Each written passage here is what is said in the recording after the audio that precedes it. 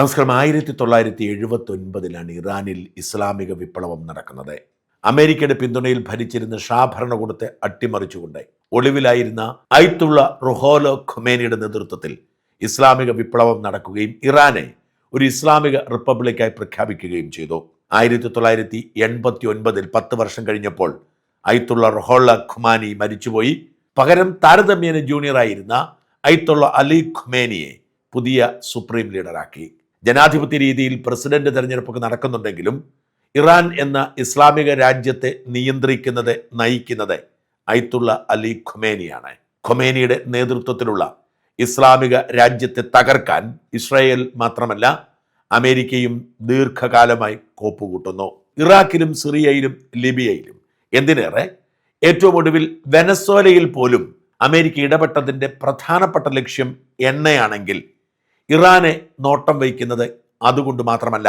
1955 അമേരിക്കയും ബ്രിട്ടനും സംയുക്തമായി ഇറാനിൽ നടത്തിയ ആഭ്യന്തര വിപ്ലവം വാസ്തവത്തിൽ എണ്ണയ്ക്ക് വേണ്ടിയുള്ളതായിരുന്നു. എന്നാൽ 1979 മുതൽ ഇസ്ലാമിക ഭരണം സാധ്യമായതോടെ ഇറാൻ ലോകത്തെ ഇസ്ലാമിക ഭീകരവാദത്തിന്റെ അച്ചുതണ്ടായി മാറി.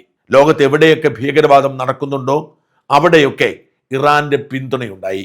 യമനിൽ ഹൂത്തികളെയും ലെബനനിൽ ഹിസ്ബുള്ളയെയും സൃഷ്ടിച്ചെടുത്തതും വളർത്തി പരിപാലിക്കുന്നതും ഇറാനാണ്. എന്തിനേറെ ഇറാനുമായി ആശയപരമായി ഐക്യമില്ലാത്ത സുന്നി രാഷ്ട്രീയം ഉയർത്തിപ്പിടിക്കുന്ന ഫലസ്തീനിലെ ഹമാസ് എന്ന ഭീകര സംഘടനയെ പിന്തുണയ്ക്കുന്നത് പോലും ഇറാനാണ്.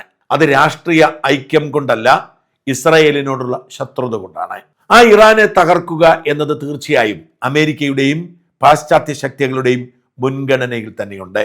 അതുകൊണ്ട് തന്നെ ഇപ്പോൾ ഇറാനിൽ നടക്കുന്ന ആഭ്യന്തര വിപ്ലവത്തെ അമേരിക്കയുടെയും പാശ്ചാത്യ ലോകത്തിന്റെയും സൃഷ്ടി എന്ന് ഇറാൻ പറഞ്ഞ് തള്ളിക്കളയുമ്പോൾ നമുക്കത് പൂർണ്ണമായും അവഗണിക്കാൻ കഴിയില്ല. അതേസമയം ഇറാനിൽ ജനാധിപത്യമില്ലെന്നും പൗരന്റെ മൗലികാവകാശങ്ങൾ പോലും നിഷേധിക്കപ്പെടുന്നു എന്നതും വാസ്തവമാണ്. എന്ന് മാത്രമല്ല, ഇസ്ലാമിക ഭരണത്തിന്റെ കീഴിലേക്ക് ലോകത്തെ മാറ്റുക എന്ന പൊളിറ്റിക്കൽ ഇസ്ലാമിന്റെ അജണ്ടയുടെ ഏറ്റവും വലിയ സ്പോൺസറും നടത്തിപ്പുകാരനും ഇറാനാണ്. പൗരന്മാരുടെ മൗലികാവകാശങ്ങൾ ലംഘിക്കുന്നു. അവർക്ക് ഉപയോഗിക്കേണ്ട ധനം ഭീകരവാദത്തെ പ്രോത്സാഹിപ്പിക്കാൻ വേണ്ടി ചെലവഴിക്കുന്നു. അങ്ങനെ ഇറാൻ ലോകത്തിന് തന്നെ ഭീഷണിയാണ് എന്ന് പറഞ്ഞാൽ അംഗീകരിക്കാതിരിക്കാനും നിവൃത്തിയില്ല. എന്തായാലും അത് ഗുണം കണ്ടിരിക്കുന്നു.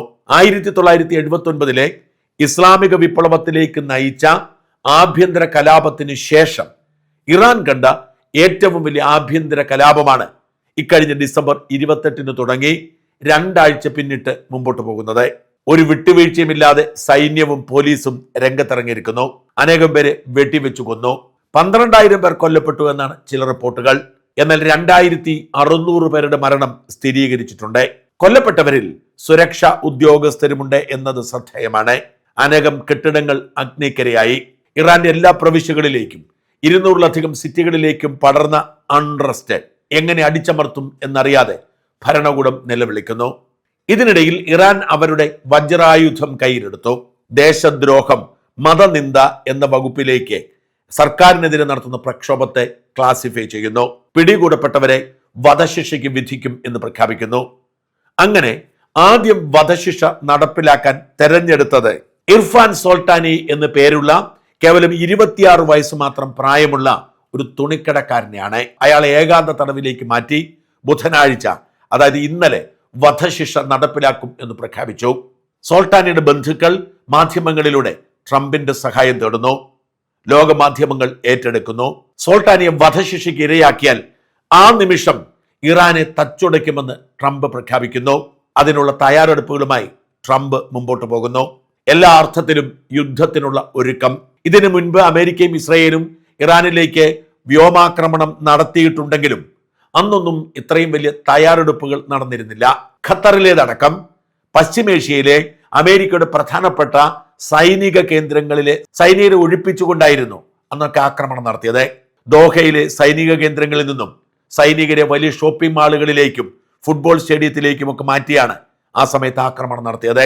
ഇറാന്റെ തിരിച്ചടി അമേരിക്കയുടെ സൈനിക കേന്ദ്രങ്ങൾക്ക് നേരെയായിരിക്കും എന്ന് ഉറപ്പായതുകൊണ്ടായിരുന്നു ആ നീക്കം.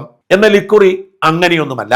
പശ്ചിമേഷ്യയിലെ ഒട്ടുമിക്ക സൈനിക കേന്ദ്രങ്ങളിലെയും സൈനികരെ മാറ്റിപ്പാർപ്പിച്ചിരിക്കുന്നു എന്നാണ് റിപ്പോർട്ടുകൾ.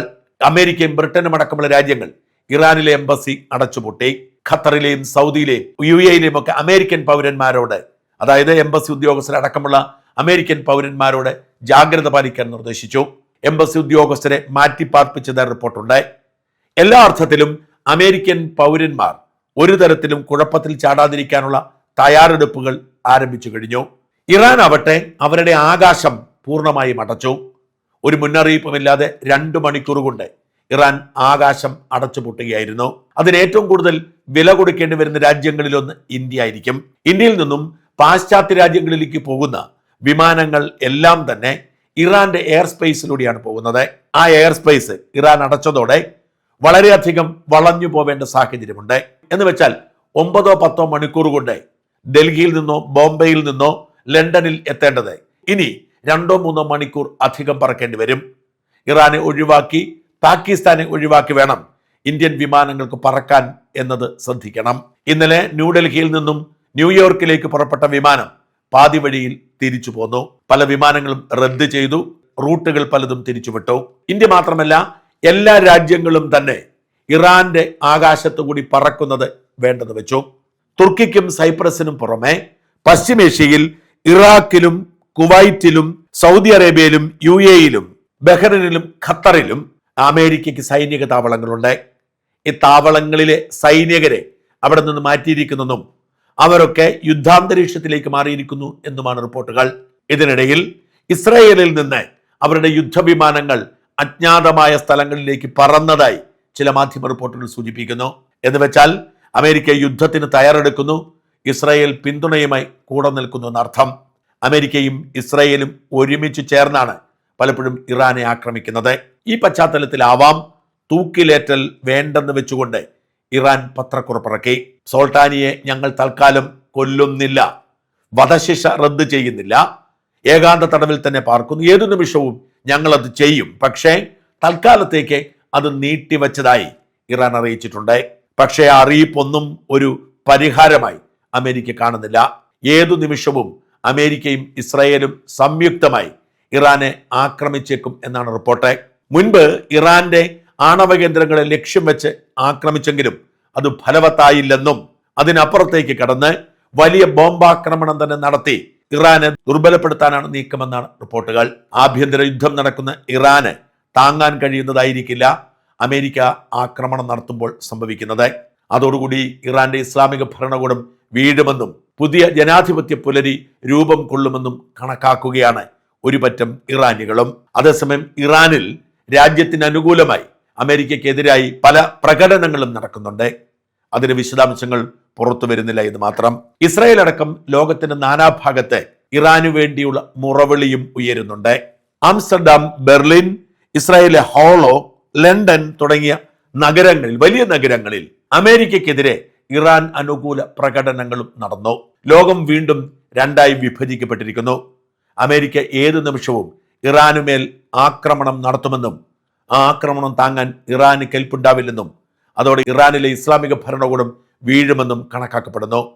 ഹിസ്ബുള്ളയെയും ഹൂത്തികളെയും ഹമാസിനെയും ഒക്കെ തീറ്റിപ്പോറ്റുന്ന ഇറാന്റെ ഇസ്ലാമിക ഭരണകൂടം ലോകസമാധാനത്തിന് ഭീഷണിയാണ്. അവർ വീഴട്ടെ എന്ന് വിശ്വസിക്കുന്നവരുടെ എണ്ണം കൂടുതലാണ്.